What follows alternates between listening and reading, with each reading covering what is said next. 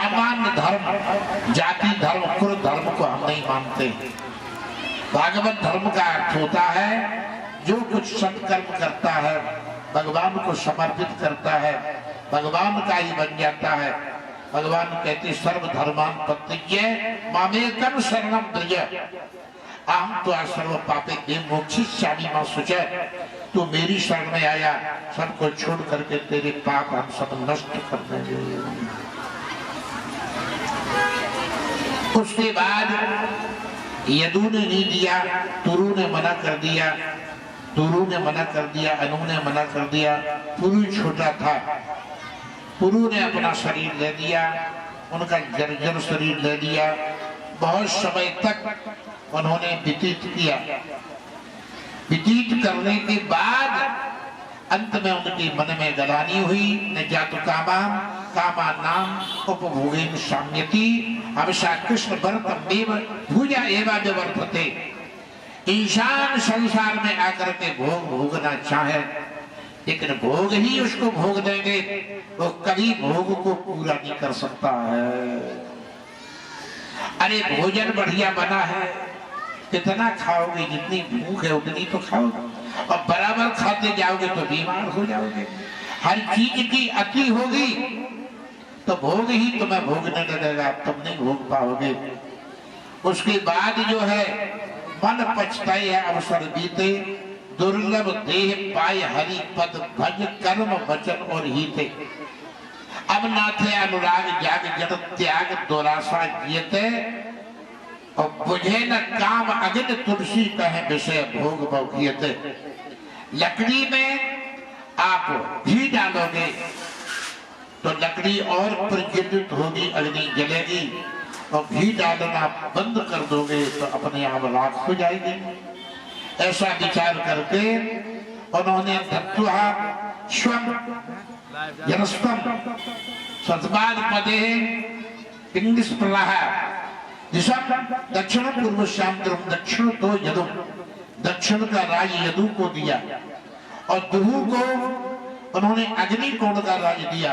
प्रलिप्याम तुर्वसम पश्चिम दिशा का राज तुर्वस को दिया। उदित्य परमेश्वरम और उत्तर दिशा का राज अनु को दिया।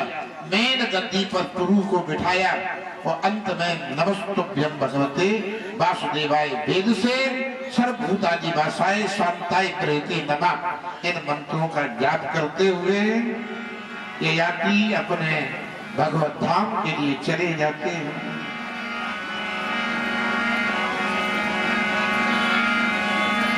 बराबर इसलिए जो है लास्ट में भजन तो करनी पड़ेगा, बिना भजन के उद्धार कल्याण नहीं हो सकता है। ये मन की तो बड़ी विलक्षण हालत है। सूरदास जी कहते हैं ये मन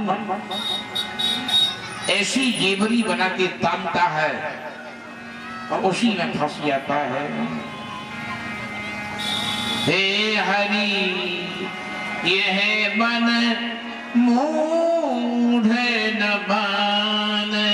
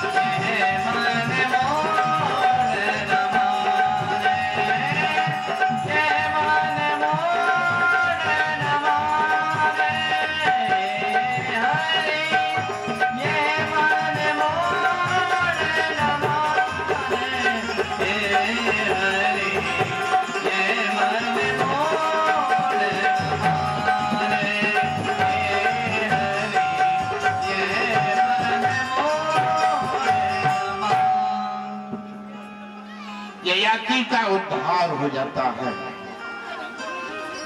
इनके पुरु हुए हैं, पुरु वंश में ही अंतिम में राजा हुए हैं प्रदीप, उनके पुत्र हुए हैं शांतनु, उनके पुत्र हुए हैं भीषण पितामह गंगा। दूसरा विवाह किया है सत्यवती से, चित्रांगद विचित्र पियर का जन्म हुआ है। अम्बी अम्बिका बालिका, 3 कन्या काशी राज्य के राजा की हरण करके भीषण पितामह लाई। 2 के साथ विवाह, एक भीषण पितामह से विवाह करना था, नहीं किया। परशुराम से शिकायत की, भीषण पितामह परशुराम गुरु चेला में 22 दिन तक युद्ध हुआ। अंत में परशुराम घुटने टेक, उन्होंने कहा क्षत्रियों को आज से विद्या नहीं पढ़ाएं। बाकी बाद में जो है चित्रांगद विचित्र पियर, दोनों की मृत्यु हो, विधवा हो गई देवियां। व्यासी को बुलवाया नियोग क्रिया के द्वारा, पहले नंबर पुत्र पैदा हुआ धृतराष्ट्र अन्न। वो रानी आंख बंद करके व्यासी के पास गई, इसलिए अंधा पुत्र हुआ। दूसरी रानी डर के कारण पीली हुई, इसलिए पांडु नाम का पुत्र हुआ। दासी मुस्कुराती हुई गई, उसका पुत्र विदुर। धृतराष्ट्र का विवाह गंधारी से हुआ, पांडु का विवाह कुंती से हुआ। पांडु राजा जंगल में शिकार खेलने गए, एक हिरण का वध किया। हिरण के रूप में ऋषि थे, ऋषि पत्नी ने शाप दिया, तो अपनी पत्नी के पास जाओगे तुम्हारी मृत्यु होगी। स्वयं कुंती ने अपने पति से आज्ञा लेकर के धर्मराज को बुला करके युधिष्ठिर को जन्म दिया, पवन को बुला करके भीम को जन्म दिया, इंद्र को बुला करके अर्जुन को जन्म दिया, नकुल सहदेव को बुला करके माधुरी रानी के गर्भ द्वारा जो है 2 पुत्र हुए हैं, जिनके 5 पांडवों में जो 2 पुत्र हैं, ये उनके हुए माधुरी रानी के। इस प्रकार से अर्जुन और युधिष्ठिर और भीम, नकुल और सहदेव, ये सब। अर्जुन का पुत्र अभिमन्यु हुआ, अभिमन्यु का पुत्र परीक्षित हुआ। ये वंश यहाँ तक। बाकी बाद में दूसरा वंश चला है। ये दूसरा वंश जो चला है अनु, अनु का सभानर हुआ, परोक्ष हुआ, उसका कान्नर हुआ, संजय हुआ, जन्मेजय हुआ, महाशील हुआ, महामना हुआ, उसी नर हुआ। इन्होंने जो है विदर्भ देश बसाया था। कुछ पुत्र इनके थे ने अंग बंग तिलंग 3 देश बसाए थे। अंग कहते उड़ीसा से और बंग कहते बंगाल से। अंग बंग और तिलंग ये आंध्रा और बिहार के बीच में एक देश है। तिलंग 3 देश बसाए थे। और ध्रुव जो था उसका विभ्रू हुआ, उसका सेतु हुआ, उसका आरब्ध हुआ, गंधार हुआ। और अंत में ये ध्रुव का वंश मलेच्छ हो गया। इन्हीं ने गंधार देश बसाया था, आज उसे अफगानिस्तान कहते हैं। तुरु पुत्र हुआ, तुरु का बन्नी हुआ, बन्नी का भानुमान हुआ, त्रिभानु हुआ, करंदम हुआ, उदारधी हुआ, मर्द हुआ। और मर्द का पुत्र दुष्यंत, दुष्यंत का पुत्र जो है सभी जानते हैं। दुष्यंत का नाम संसार में हुआ। यजाति के वंश परंपरा में यदु के यजातेर ज्येष्ठ पुत्र से यदोर वंशम ऋषभ वर्णयामि महापुण्यम सर्व पाप हरम निर्णाम यदोर वंशम नरास्तुत्वा सर्व पापै प्रमुच्यते। इनका ज्येष्ठ पुत्र जो है, ज्येष्ठ पुत्र जो हुआ है वो यदु हुआ है। यदु जो हुआ है, यदु के वंश की जो कथा सुनता है, जो कहता है, उसके पाप नष्ट हो जाते हैं। वर्णयामि महापुण्यम सर्व पाप हरम निर्णाम, पाप नष्ट हो जाते हैं। और नरश्रुत्वा सर्व पापै प्रमुच्यते, और जो सुनता उसके भी पाप नष्ट हो जाते हैं। परीक्षित ने कहा ऐसा क्यों?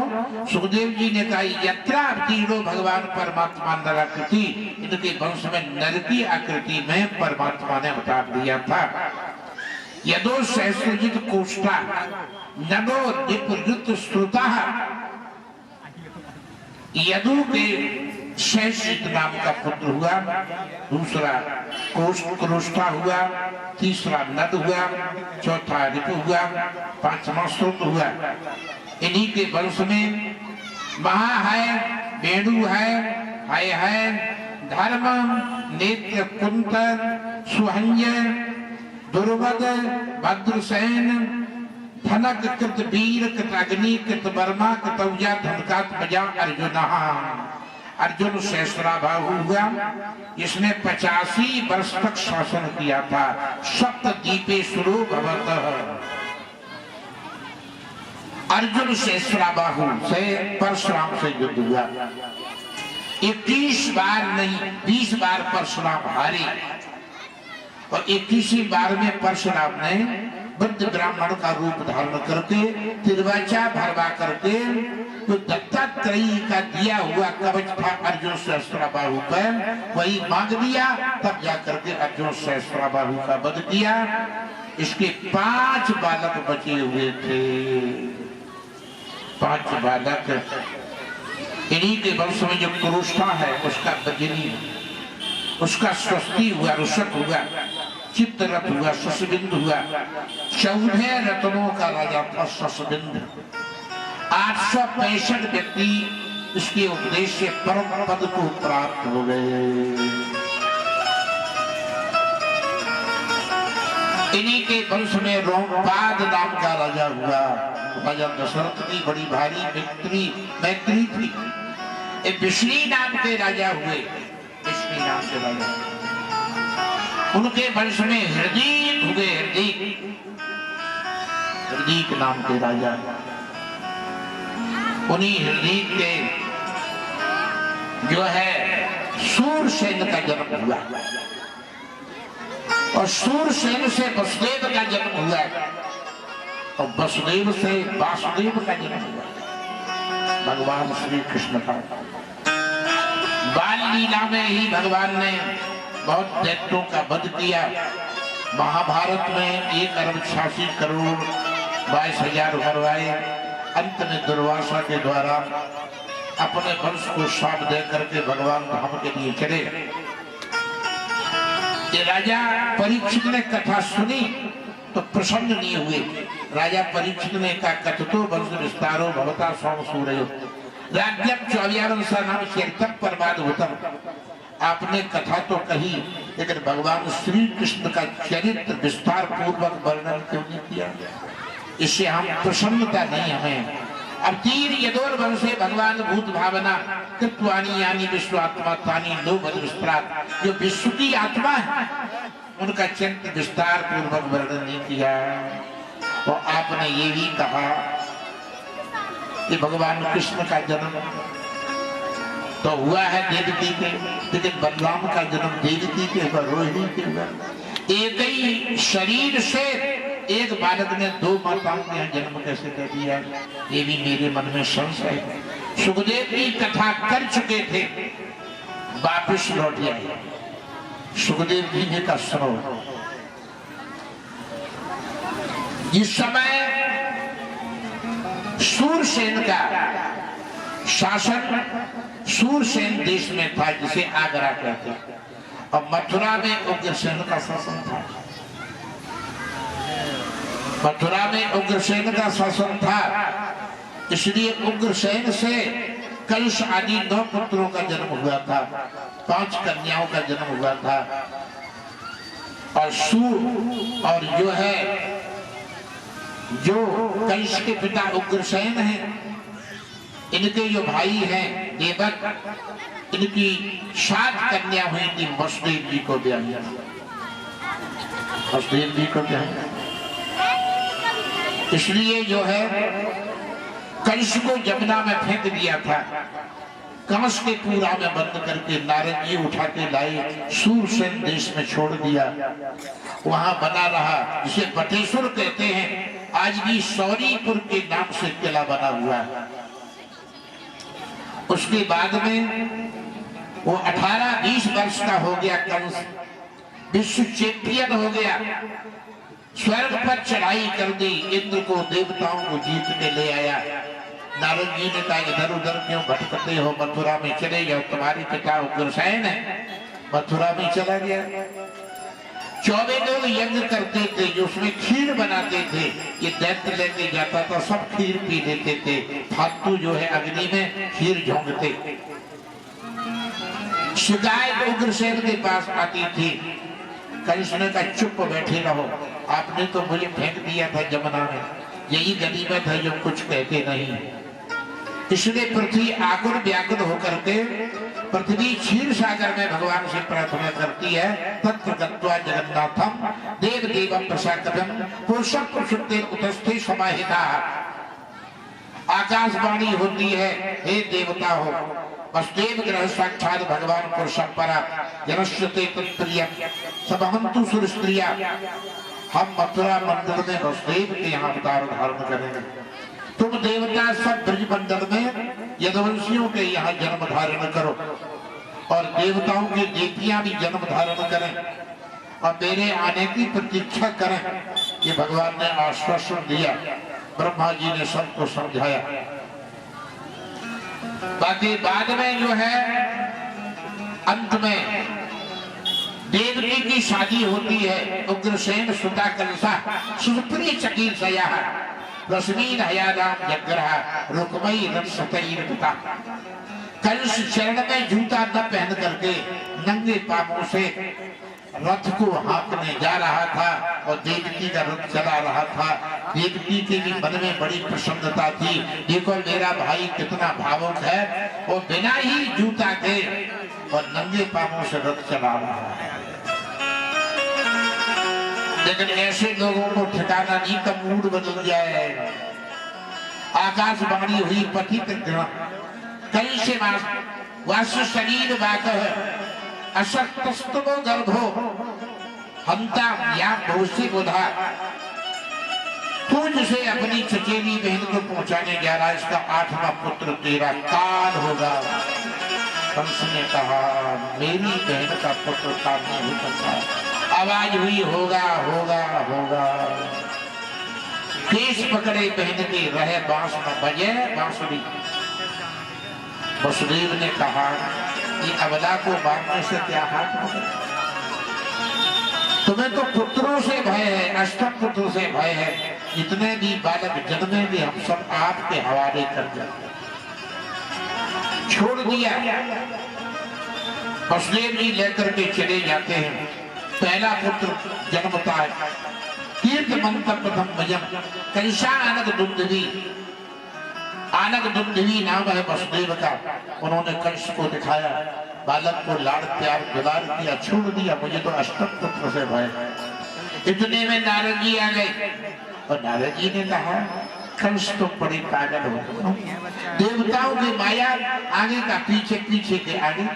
उनने झोली में से आज पंखुड़ी का कवच निकाला।